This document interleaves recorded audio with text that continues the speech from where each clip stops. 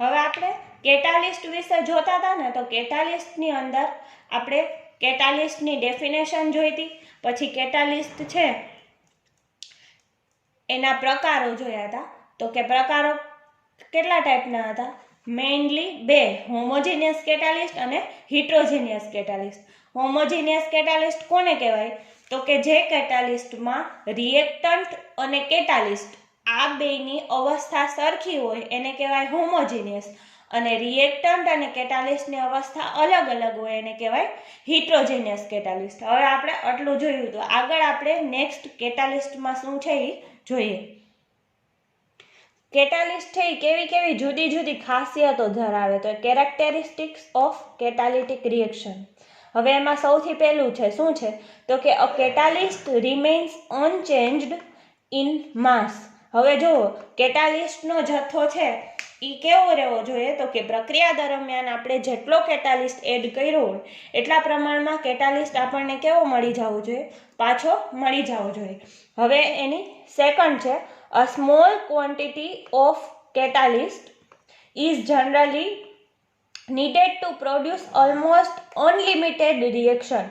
એનો મતલબ શું થયો? તો કે એક નાની એવી રિએક્શન કરવા માટે તમે એક મોટી રિએક્શન કરવા માટે એક નાનો એવો સ્મોલ ક્વોન્ટિટીમાં તમે કેટાલિસ્ટ લ્યો તો પણ એ કેવી રિએક્શન આપી દે? તો કે અનલિમિટેડ રિએક્શન તમને આપી શકે. એનું એક એક્ઝામ્પલ છે તો કે આ રહ્યું. હવે જો આ બેન્ઝીન છે C6H6 અને આ શું છે? Ethyl chloride. એની પ્રક્રિયા કરવા માટે આ AlCl3 આપણે લઈએ છીએ. AlCl3 સાવ સ્મોલ ક્વોન્ટિટીમાં છે, પણ એ આવી કેટલી બધી રિએક્શનને કમ્પ્લીટ કરી શકે ત્યાં સુધી પોતે કેવો ડેમેજ નહીં થાય, એને કાંઈ નુકસાન નહીં થાય. એના પછી આપણે એની થર્ડ કેરેક્ટેરિસ્ટિક્સ જોઈએ. અ catalyst is more effective when it is finely divided. finely divided એટલે finely એટલે એકદમ ઝીણું પાવડર ફોર્મમાં હશે એ કેટાલિસ્ટ વધારે ઉપયોગી નીવડશે. કોઈ મોટા ટુકડા ચોરસ લઈએ એના કરતાં જો એનો ભૂકો કરી નાખીએ તો એ પાવડર ફોર્મમાં વધારે ઇફેક્ટિવ હશે. પછી એના પછી નેક્સ્ટ જોઈએ કે a catalyst is specific in its action. હવે જુઓ, કેટાલિસ્ટ છે એ પોતાની પ્રક્રિયામાં કેવો હોય? તો કે ચોક્કસ હોય, સ્પેસિફિક હોય. એક ચોક્કસ પ્રક્રિયા માટે એક ચોક્કસ જ કેટાલિસ્ટ ઉપયોગમાં લેવાય. જો આ શું છે? C2H5OH એટલે એને આપણે ઇથેનોલ કહીએ ને, આ શું છે? C2H5OH ethanol. પણ જુઓ, કેટાલિસ્ટ તરીકે તમે Al2O3 એટલે કે એલ્યુમિનિયમ ઓક્સાઇડ વાપરો તો તમને શું મળશે? અહીંયા ઇથિન મળશે. અને કેટાલિસ્ટ તરીકે કોપર મેટલ વાપરો તો તમને અહીંયા શું મળશે? ઇથેનાલ મળશે. એનો મતલબ શું? તો કે ભલે રિએક્ટન્ટ સેમ છે, બે બાજુ શું છે? ઇથેનોલ જ છે, પણ પ્રક્રિયા દરમિયાન તમે જેવો કેટાલિસ્ટ વાપરશો એ મુજબ તમને આગળ શું થશે? પ્રક્રિયા મળશે. એટલે કે ચોક્કસ કોઈ પણ એક પ્રક્રિયા માટે ચોક્કસ કેટાલિસ્ટ હોય છે. એના પછી નેક્સ્ટ જોઈએ, a catalyst cannot in general initiate a reaction. હવે જુઓ, કેટાલિસ્ટ છે એનું કામ એવું નથી કે એ પ્રક્રિયાને શું કરશે? ખાલી ઇનિશિએટ કરશે. એ પ્રક્રિયાનો વેગ વધારશે. જો અહીંયા H2 અને O2 છે એ રૂમ ટેમ્પરેચરે શું કરશે? પ્રક્રિયા નહીં કરે. પણ H2 અને O2 નું પ્લેટિનમ બ્લેક નામના કેટાલિસ્ટની હાજરીમાં પ્રક્રિયા કરશો એટલે ડાયરેક્ટ શેમાં કન્વર્ટ થઈ જશે? વોટરની અંદર કન્વર્ટ થઈ જશે.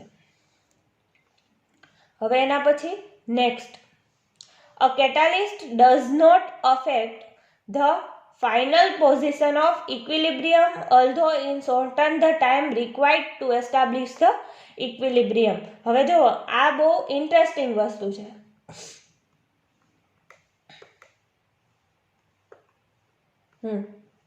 જો કોઈ પણ પ્રક્રિયા અહીંયા થાય છે, આ શું છે? ગ્રાફ એનો છે. આ રેટ ઓફ રિએક્શન છે, બરાબર? અને આ શું છે? Rate of reaction versus time. એટલે પ્રક્રિયાના દર વિરુદ્ધ સમયનો ગ્રાફ છે. આ શું છે? A+B શું છે? તો કે રિએક્ટન્ટ છે. એમાંથી બને છે શું? C+D બને છે. હવે જો આ A+B છે એમાંથી C+D બને, આ ગ્રાફ છે, તો અહીંયા આ એક લાઈન એવી છે કે ત્યાં શું થઈ ગયું, સંતુલન થઈ ગયું. અહીંયા A+B એટલે કેટાલિસ્ટની હાજરીમાં પ્રક્રિયા કરશો તો આ શું થશે, તો કે સ્પીડમાં પ્રક્રિયા થઈ જશે. પછી પાછું અહીંયા શું થાય છે, A+B માંથી C+D બન્યા પછી C+D માંથી પાછું શું બને છે, A+B, એટલે કે આ કેવી પ્રક્રિયા છે, રિવર્સિબલ પ્રક્રિયા. અને પાછું અહીંયા જો C+D માંથી આપણે જ્યારે A+B બનાવીએ ને કેના વગર બનાવીએ, કેટાલિસ્ટ વગર, એટલે કે વિધાઉટ કેટાલિસ્ટ. તો પ્રક્રિયા કેવી થાય છે, ધીમી થાય છે.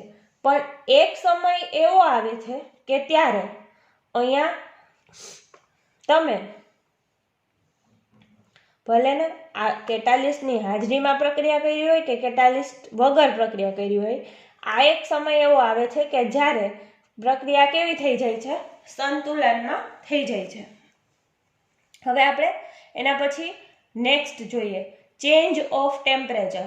હવે પ્રક્રિયાની અંદર ટેમ્પરેચરને ચેન્જ કરતા શું થશે, તો કે ઘણો મોટો ફેરફાર આવશે. શું ફેરફાર આવશે એ આપણે જોઈએ. Change of temperature. The rate of reaction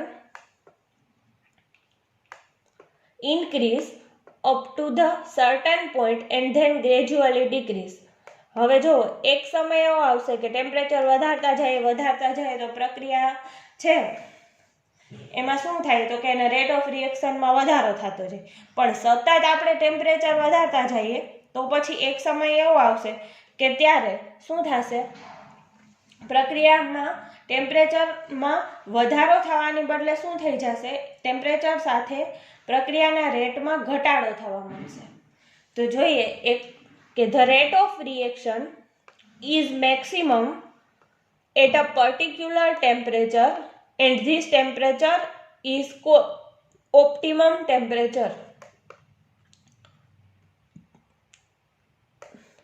તો ક્યારેય પણ તમને ઓપ્ટિમમ ટેમ્પરેચરની ડેફિનેશન કોઈ કહે ને, ઓપ્ટિમમ ટેમ્પરેચર, તો ઓપ્ટિમમ ટેમ્પરેચર એટલે કેવું ટેમ્પરેચર કે કોઈ પણ પ્રક્રિયામાં તમે સતત ટેમ્પરેચર વધારો એટલે શું થશે, એનો રેટ ઓફ રિએક્શન કેવો થતો જશે, વધતો જશે.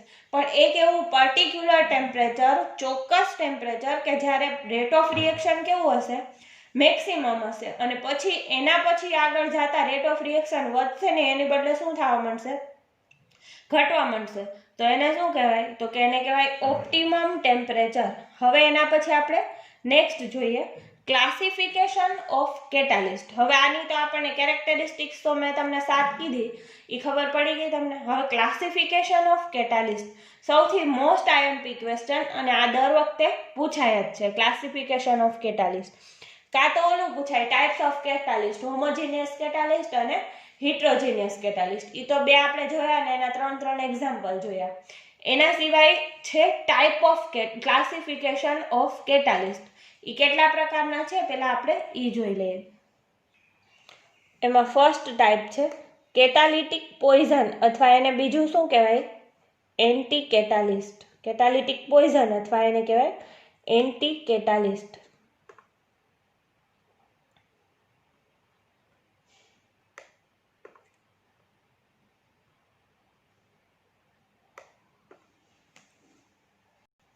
પછી સેકન્ડ ટાઈપ જોઈએ. સેકન્ડ ટાઈપ શું છે, પરમેનન્ટ પોઈઝનિંગ. પછી થર્ડ ટાઈપ, આના વિશે હું તમને હમણાં કહીશ. જો આ કેટાલિટિક પોઈઝન છે ને એટલે ઝેર, કેટાલિસ્ટનું કંઈક ઝેર, એમાં બે છે. પહેલું શું છે, પરમેનન્ટ, અને બીજું શું છે, ટેમ્પરરી. હવે તમને ખબર જ હશે પરમેનન્ટ એટલે શું થાય, તો કે હંમેશા માટે, અને ટેમ્પરરી એટલે શું થાય, તો કે થોડાક ટાઈમ પૂરતું. હવે એનો બીજો પ્રકાર એટલે શું, તો કે ઇન્હિબિશન અથવા નેગેટિવ કેટાલિસ્ટ.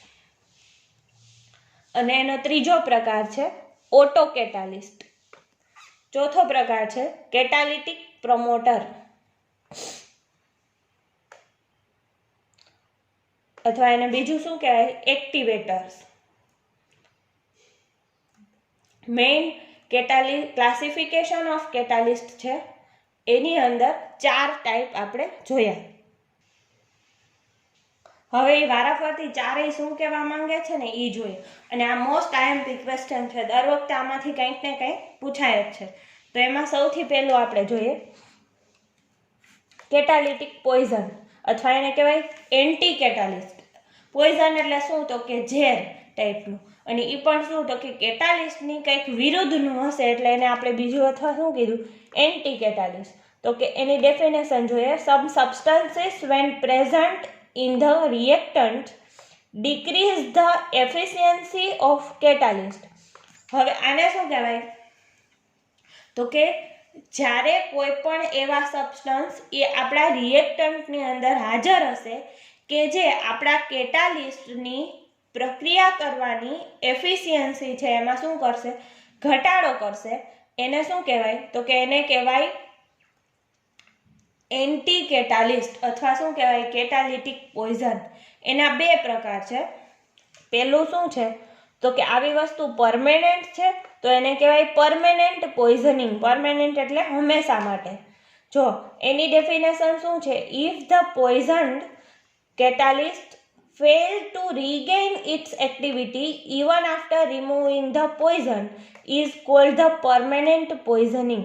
આ બહુ મસ્ત ડેફિનેશન છે કે એક પ્રક્રિયા શરૂ થાય ત્યારે જો તમે એમાંથી પોઈઝનને રિમૂવ કરી નાખો તો શું થશે તો કે તોય કેટાલિસ્ટ છે એ પોતાની એક્ટિવિટીને પાછી મેળવી નહીં શકે, તો એને કહેવાય પરમેનન્ટ પોઈઝનિંગ.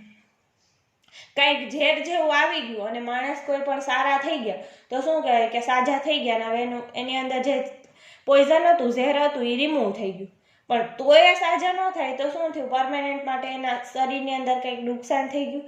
એવી રીતે કેટાલિસ્ટમાં એમ હોય કે એકવાર આપણે એવો ઝેર જેવો સબસ્ટન્સ હોય એને દૂર કરી નાખીએ છતાંય એનામાં જે નુકસાન થયું હોય એ નુકસાન અથવા તો પોતાની એક્ટિવિટી પાછી મેળવી ન શકે એને શું કહેવાય પરમેનન્ટ પોઈઝનિંગ કહેવાય. તો એવા પરમેનન્ટ પોઈઝનિંગના એક્ઝામ્પલ જોઈએ. આ શું છે પોઈઝન છે, નેમ ઓફ પોઈઝન આ બાજુ લખેલા છે, પછી કેટાલિસ્ટ કયો એના નામ આ બાજુ ને કઈ પ્રક્રિયા દરમિયાન એવું થાય ઈ. તો હવે જુઓ આર્સેનિક ઓક્સાઇડ છે ઈ પોઈઝન્સ છે. ક્યારે તો કે કોન્ટેક્ટ પ્રોસેસ. કોન્ટેક્ટ પ્રોસેસ એટલે શું થાય સંપર્ક વિધિની પ્રક્રિયા. ત્યારે કેટાલિસ્ટ કયો છે પ્લેટિનમ એસ્બેસ્ટોસ. તો આ જે AS2O3 છે AS2O3 નામનું ઝેર એ પ્લેટિનાઇઝડ એસ્બેસ્ટોસને શું કરી નાખે ડેમેજ કરી નાખે છે. બીજું છે કાર્બન મોનોક્સાઇડ. ઈ કોને નુકસાન કરે છે આયરનને. કઈ પ્રોસેસ દરમિયાન હેબર પ્રોસેસ દરમિયાન. પછી ત્રીજું શું છે Br2 વેપર બ્રોમિન જળ. તો હવે ઈ કોને તો કે નિકલને ડેમેજ કરી નાખે છે. ક્યારે તો કે હાઇડ્રોજિનેશન ઓફ ઓઇલ. ઓઇલનું આપણે હાઇડ્રોજિનેશન કરીએ ત્યારે એને ડેમેજ કરી નાખે છે. તો આ પોઈઝનિંગ કેવું કહેવાય પરમેનન્ટ. હવે જુઓ ધારો કે કોઈના શરીરની અંદર ઝેર ગયું ફોર એક્ઝામ્પલ અને ઈ ઝેરને ફરીથી ડૉક્ટર દ્વારા સારવાર દ્વારા બહાર કાઢી લેવામાં આવે અને એના શરીરને કાંઈ ડેમેજ થયું હોય એ પછી સાજું થઈ જાય તો એ કેવું તો કે થોડોક ટાઈમ પૂરતું હતું તો થોડોક ટાઈમ પડતું ઝેર હોય તો એને શું કહેવાય ટેમ્પરરી પોઈઝનિંગ. એ ટાઈપનું જ કોના માટે હોઈ શકે કેટાલિસ્ટ માટે કે એકવાર કેટાલિસ્ટની અંદર એક્ટિવિટી રિમૂવ થઈ ગઈ પણ ફરીથી પોતાની એક્ટિવિટી પાછી મેળવી રહે તો એને શું કહેવાય ટેમ્પરરી પોઈઝનિંગ કહેવાય. ડેફિનેશન દ્વારા આપણે જોઈએ ઇફ ધ કેટાલિસ્ટ રીગેઇન એટલે શું થાય મેળવવું ને રીગેઇન એટલે ફરીથી મેળવવું its activity when the substance responsible for its poisoning is eliminated એટલે દૂર કરવું ફ્રોમ ધ રિએક્ટન્ટ. જ્યારે આપણે એવા સબસ્ટન્સને દૂર કરી નાખીએ અને કેટાલિસ્ટ છે એ પોતાની એક્ટિવિટી પાછી મેળવી લે તો પછી એને શું કહેવાય તો કે તો એને કહેવાય ટેમ્પરરી પોઈઝનિંગ થોડાક ટાઈમ પૂરતું. એવા એક્ઝામ્પલ છે catalyst used in manufacture of ammonia. એમોનિયાના ઉત્પાદનમાં આપણે વોટર વેપર અથવા ઓક્સિજન કરીએ એમોનિયાના ઉત્પાદન દરમિયાન તો એને શું કહેવાય એ એક ટાઈપનું ટેમ્પરરી છે. પછી જુઓ water vapour or oxygen act as a temporary point. હવે જુઓ કોઈ પણ લોખંડ ઉપર કાટ લાગે ચોમાસા દરમિયાન પછી એ શું થાય તો કે ચોમાસું વયું જાય એટલે એ કાટ પણ કેવો થઈ જાય ધીરે ધીરે રિમૂવ થઈ જાય. તો આ કાટ છે એને આપણે કાઢી શકીએ ને રિમૂવ કરી શકીએ. તો એને શું કહેવાય? ટેમ્પરરી. ખાલી ચોમાસા દરમિયાન ભેજના કારણે થયું હોય તેને ટેમ્પરરી પોઈઝનિંગ કહેવાય. આ પહેલો પ્રકાર હતો. કયો હતો? તો કે કેટાલિટિક પોઈઝન અથવા બીજો એને શું કહેવાય? Anti catalyst. એના બે પ્રકાર હતા, એક તો પરમેનન્ટ પોઈઝનિંગ અને બીજું ટેમ્પરરી પોઈઝનિંગ. હવે આપણે એના પછી બીજો પ્રકાર જોઈએ, ઇન્હિબિશન અથવા બીજું એને શું કહેવાય? Negative catalyst. હવે જો ટુ ઇન્હિબિટ એનો મતલબ શું થાય? અવરોધવું. અવરોધવાળા માણસો હોય કેવા હોય? નેગેટિવ હોય. તો એનું બીજું નામ શું છે? Negative catalyst. ટુ ઇન્હિબિટ એટલે શું થાય? અવરોધવું. તો એનું ડેફિનેશન જોઈએ આપણે કે સમ substance in the substance in which the presence of catalyst decrease the rate of reaction, the rate of chemical reaction, such substance is known as inhibitors અથવા negative catalyst. એવા કોઈ સબસ્ટન્સ કે જે શું કરશે? કેટાલિસ્ટમાં છે કેટાલિસ્ટ તરીકે પ્રક્રિયા કરીને રેટ ઓફ રિએક્શનને વધારવાને બદલે શું કરશે? ઘટાડશે. તો એ ટાઈપના કોઈ પણ સબસ્ટન્સને આપણે શું કહેશું? ઇન્હિબિશન અથવા નેગેટિવ કેટાલિસિસ. હવે જો એક્ઝામ્પલ છે ડીકમ્પોઝિશન ઓફ H2O2. H2O2 એટલે શું થાય? Hydrogen peroxide. Retards by the presence of acetanilide or sulphuric acid. હવે આ એક્ઝામ્પલ હતું. એના પછી ત્રીજો પ્રકાર આપણે જોઈએ, ઓટો કેટાલિસ્ટ. ઓટો એટલે કંઈક પોતાની રીતે કંઈક કામ થતું હશે. હવે જો the process in which one of the products of reactions act as a catalyst is called auto catalyst. Auto catalyst સાવ સિમ્પલ લેંગ્વેજમાં કહું કે એવી કોઈ પ્રક્રિયા કે જેમાં પોતે પ્રોડક્ટ છે એ પોતે જ શું કરશે? કેટાલિસ્ટ તરીકે કામ કરશે. બીજા કોઈ વધારાના કેટાલિસ્ટની જરૂર નહીં પડે. તો એને શું કહેવાય? તો કે એને કહેવાય ઓટો કેટાલિસ્ટ. કેટાલિસ્ટ તરીકેનું પોતે જ પોતાનું કામ કરી લેશે. તો આ રહ્યું એક્ઝામ્પલ છે હાઇડ્રોલિસિસ પ્રોસેસ કોની? એસ્ટરની. આ રહ્યું RCOR એટલે એને શું કહેવાય? એસ્ટર. એની પ્રક્રિયા કોની સાથે? હાઇડ્રોલિસિસ પ્રોસેસ કરવી એટલે વોટર સાથે પ્રક્રિયા કરતો. વોટરમાં શું હોય? H+ ને OH- હોય. તો આ H+ છે ને એ એસિડ પોતે જ કેટાલિસ્ટ તરીકે કામ કરી અને આપણને એસિડ અને આલ્કોહોલ આપી દે. બીજા કોઈ નવા કેટાલિસ્ટને એડ કરવાની જરૂર પડતી નથી. તો પછી આપણે એને શું કહેશું? Auto catalyst. એના પછી ચોથો પ્રકાર જોઈએ, કેટાલિટિક પ્રમોટર અથવા બીજું એને શું કહેવાય? Activators. There are groups of substances which are not catalysts by themselves, but when present along with some catalyst greatly enhance their action. They known as catalytic promoter. promoter એટલે શું થાય? કેમ ઇન્હિબિટર એટલે અવરોધવું થાય, એમ પ્રમોટર એટલે શું થાય? તો કે કોઈને આગળ વધારવા, પ્રમોટ કરવા. એને માટે એના ઉપરથી કયો વર્ડ આવ્યો? તો કે પ્રમોશન. કોઈને આગળ બઢતી મળી. તો એમ આ શું કરશે? તો કે પોતે કેટાલિસ્ટ નથી પણ એ પ્રક્રિયાની અંદર કોઈ સબસ્ટન્સ સાથે જોડાય અને શું કરશે? પ્રક્રિયાને આગળ વધારશે.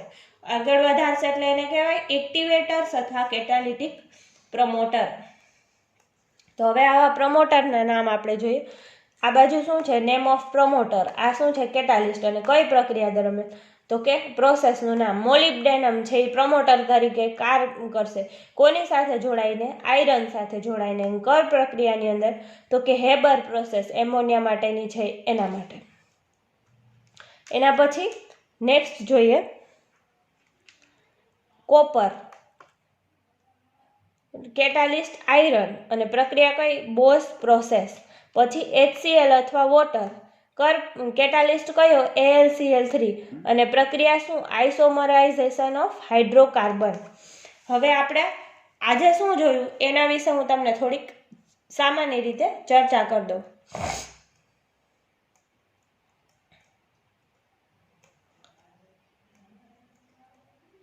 હવે આપણે આજે જોયું કેરેક્ટરિસ્ટિક્સ ઓફ કેટાલિસ્ટ. કેટાલિસ્ટની કેરેક્ટરિસ્ટિક્સ. આ તમે ખાલી એમને યાદ રાખી લેશો ને તો ચાલશે. કેરેક્ટરિસ્ટિક્સ કેટલી છે? તો કે 7 છે. એના પછી આપણે એક મોસ્ટ આઈએમપી ક્વેશ્ચન જોયો, ક્લાસિફિકેશન ઓફ કેટાલિસ્ટ. કેટલા પ્રકાર છે? તો કે 4. એમાંનું પહેલું વહેલું કયું હતું?